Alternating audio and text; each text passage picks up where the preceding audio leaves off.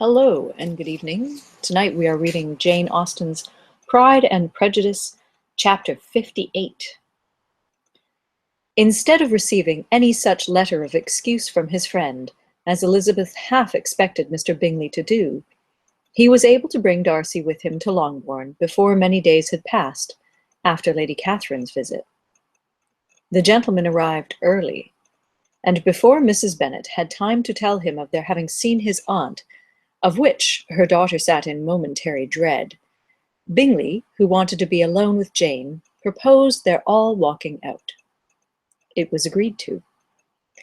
Mrs. Bennet was not in the habit of walking. Mary could never spare time, but the remaining 5 set off together. Bingley and Jane, however, soon allowed the others to outstrip them. They lagged behind, while Elizabeth, Kitty, and Darcy were to entertain each other. Very little was said by either. Kitty was too much afraid of him to talk. Elizabeth was secretly forming a desperate resolution, and perhaps he might be doing the same.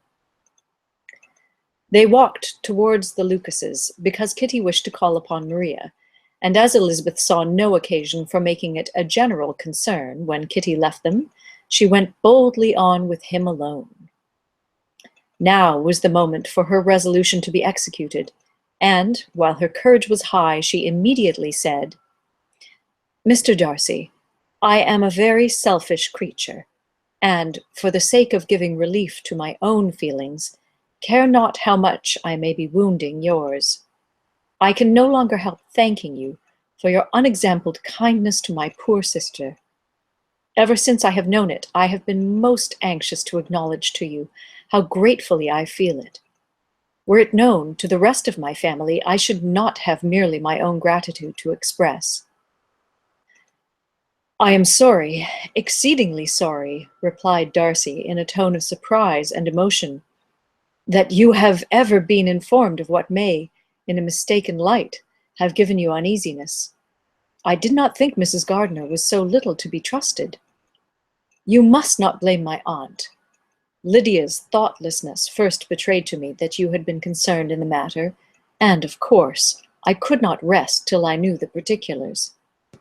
Let me thank you again and again, in the name of all my family, for that generous compassion which induced you to take so much trouble and bear so many mortifications for the sake of discovering them." "If you will thank me," he replied, "let it be for yourself alone. That the wish of giving happiness to you might add force to the other inducements which led me on, I shall not attempt to deny. But your family owe me nothing. Much as I respect them, I believe I thought only of you." Elizabeth was too much embarrassed to say a word. After a short pause, her companion added, "You are too generous to trifle with me. If your feelings are still what they were last April, tell me so at once. My affections and wishes are unchanged, but one word from you will silence me on this subject forever." Elizabeth, feeling all the more than common awkwardness and anxiety of his situation, now forced herself to speak, and immediately, though not very fluently, gave him to understand that her sentiments had undergone so material a change since the period to which he alluded, as to make her receive with gratitude and pleasure his present assurances. The happiness which this reply produced was such as he had probably never felt before, and he expressed himself on the occasion as sensibly and as warmly as a man violently in love can be supposed to do. Had Elizabeth been able to encounter his eye, she might have seen how well the expression of heartfelt delight diffused over his face became him. But though she could not look, she could listen, and he told her of feelings which, in proving of what importance she was to him, made his affection every moment more valuable. They walked on, without knowing in what direction. There was too much to be thought and felt and said for attention to any other objects. She soon learnt that they were indebted for their present good understanding to the efforts of his aunt, who did call on him in her return through London, and there relate her journey to Longbourn, its motive, and the substance of her conversation with Elizabeth, dwelling emphatically on every expression of the latter which, in her ladyship's apprehension, peculiarly denoted her perverseness and assurance, in the belief that such a relation must assist her endeavours to obtain that promise from her nephew which she had refused to give. But, unluckily for her ladyship, its effect had been exactly contrariwise. "It taught me to hope," said he, "as I had scarcely ever allowed myself to hope before. I knew enough of your disposition to be certain that, had you been absolutely, irrevocably decided against me, you would have acknowledged it to Lady Catherine, frankly and openly." Elizabeth coloured and laughed as she replied, "Yes, you know enough of my frankness to believe me capable of that. After abusing you so abominably to your face, I could have no scruple in abusing you to all your relations." "What did you say of me that I did not deserve? For, though your accusations were ill-founded, formed on mistaken premises, my behaviour to you at the time had merited the severest reproof. It was unpardonable. I cannot think of it without abhorrence." "We will not quarrel for the greater share of blame annexed to that evening," said Elizabeth. "The conduct of neither, if strictly examined, will be irreproachable, but since then we have both, I hope, improved in civility." "I cannot be so easily reconciled to myself. The recollection of what I then said, of my conduct, my manners, my expressions during the whole of it, is now, and has been many months, inexpressibly painful to me. Your reproof, so well applied, I shall never forget. Had you behaved in a more gentlemanlike manner. Those were your words. You know not, you can scarcely conceive how they have tortured me, though it was some time, I confess, before I was reasonable enough to allow their justice." "I was certainly very far from expecting them to make so strong an impression. I had not the smallest idea of their being ever felt in such a way." "I can easily believe it. You thought me then devoid of every proper feeling. I am sure you did. The turn of your countenance I shall never forget, as you said that I could not have addressed you in any possible way that would induce you to accept me." "Oh, do not repeat what I then said. These recollections will not do at all. I assure you that I have long been most heartily ashamed of it." Darcy mentioned his letter. "Did it," said he, "did it soon make you think better of me? Did you, on reading it, give any credit to its contents?" She explained what its effect on her had been, and how gradually all her former prejudices had been removed. "I knew," said he, "that what I wrote must give you pain, but it was necessary. I hope you have destroyed the letter.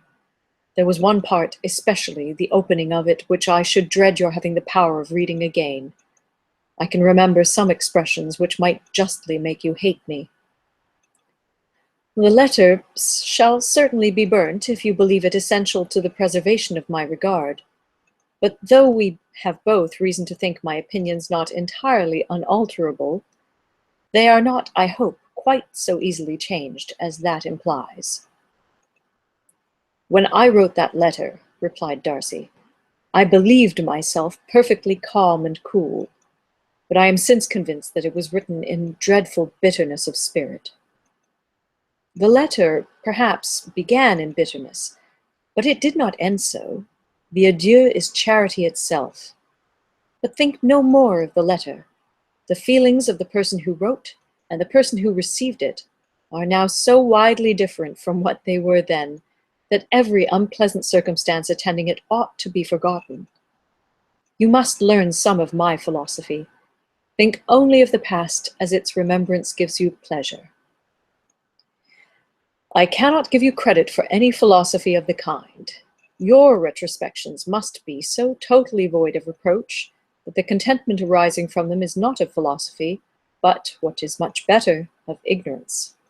But with me it is not so. Painful recollections will intrude, which ought not to be repelled. I have been a selfish being all my life, in practice, though not in principle. As a child, I was taught what was right, but I was not taught to correct my temper. I was given good principles, but left to follow them in pride and conceit. Unfortunately, an only son, for many years an only child, I was spoiled by my parents, who, though good themselves, my father particularly, all that was benevolent and amiable, allowed, encouraged, almost taught me to be selfish and overbearing, to care for none beyond my own family circle, to think meanly of all the rest of the world, to wish, at least, to think meanly of their sense and worth, compared with my own. Such I was from 8 to 28, and such I might still have been, but for you, dearest, loveliest Elizabeth. What do I not owe you? You taught me a lesson, hard indeed at first, but most advantageous. By you I was properly humbled. I came to you without a doubt of my reception. You showed me how insufficient were all my pretensions to please a woman worthy of being pleased. Had you then persuaded yourself that I should? Indeed I had. What will you think of my vanity? I believed you to be wishing, expecting my addresses. My manners must have been in fault, but not intentionally, I assure you.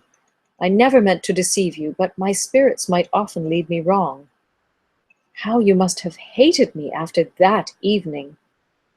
Hate you? I was angry, perhaps, at first, but my anger soon began to take a proper direction. I am almost afraid of asking what you thought of me when we met at Pemberley. You blamed me for coming? No, indeed. I felt nothing but surprise. Your surprise could not be greater than mine in being noticed by you. My conscience told me that I deserved no extraordinary politeness, and I confess that I did not expect to receive more than my due. My object then, replied Darcy, was to show you, by every civility in my power, that I was not so mean as to resent the past, and I hoped to obtain your forgiveness, to lessen your ill opinion by letting you see that your reproofs had been attended to. How soon any other wishes introduced themselves, I can hardly tell, but I believe in about half an hour after I had seen you. He then told her of Georgiana's delight in her acquaintance, and of her disappointment at its sudden interruption, which, naturally leading to the cause of that interruption, she soon learnt that his resolution of following her from Derbyshire in quest of her sister had been formed before he quitted the inn, and that his gravity and thoughtfulness there had arisen from no other struggles than what such a purpose must comprehend. She expressed her gratitude again, but it was too painful a subject to each to be dwelt on farther. After walking several miles in a leisurely manner, and too busy to know anything about it, they found at last, on examining their watches, that it was time to be at home. What could have become of Mr. Bingley and Jane? Was a wonder which introduced the discussion of their affairs. Darcy was delighted with their engagement. His friend had given him the earliest information of it. I must ask whether you were surprised, said Elizabeth. Not at all. When I went away, I felt that it would soon happen. That is to say, you had given your permission. I guessed as much. And though he exclaimed at the term, she found that it had been pretty much the case. On the evening before my going to London, said he, I made a confession to him, which I believe I ought to have made long ago. I told him of all that had occurred, to make my former interference in his affairs absurd and impertinent. His surprise was great. He had never had the slightest suspicion.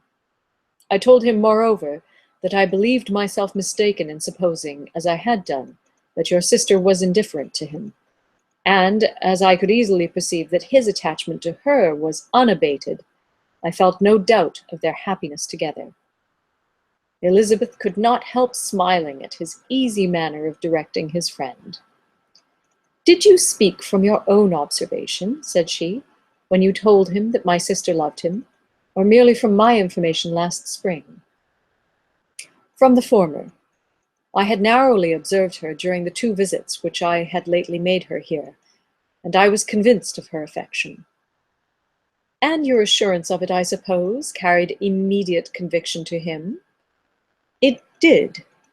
Bingley is most unaffectedly modest. His diffidence had prevented his depending on his own judgment in so anxious a case, but his reliance on mine made everything easy. I was obliged to confess one thing, which for a time, and not unjustly, offended him. I could not allow myself to conceal that your sister had been in town 3 months last winter, that I had known it, and purposely kept it from him. He was angry, but his anger, I am persuaded, lasted no longer than he remained in any doubt of your sister's sentiments. He has heartily forgiven me now." Elizabeth longed to observe that Mr. Bingley had been a most delightful friend, so easily guided that his worth was invaluable, but she checked herself. She remembered that he had yet to learn to be laughed at, and it was rather too early to begin. In anticipating the happiness of Bingley, which of course was to be inferior only to his own, he continued the conversation till they reached the house. In the hall they parted. So ends chapter 58. Tomorrow night, chapter 59.